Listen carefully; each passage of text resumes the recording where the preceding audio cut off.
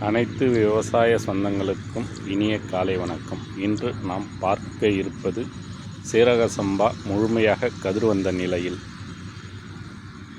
எந்த இடுபொருட்களும் வெளியிலிருந்து வாங்காமல் நம் ஐயா நம்மாழ்வார் அவர்களின் கூற்றுக்கிணங்க நாம் உற்பத்தி செய்த மண்புழு உரம் ஒரு முறையும் 2 முறை பஞ்சகாவியா அடித்தவுடன் அழகிய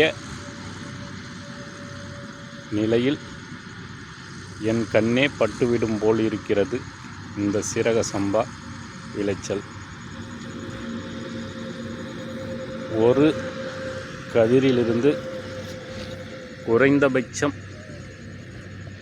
200 நெல்மணிக்கு மேல் இருப்பதில் பெருமையாக கூறுகிறேன். நன்றி நம்மாழ்வார் அவர்களுக்கும் நெல் ஜெயராமன் அவர்களுக்கும்.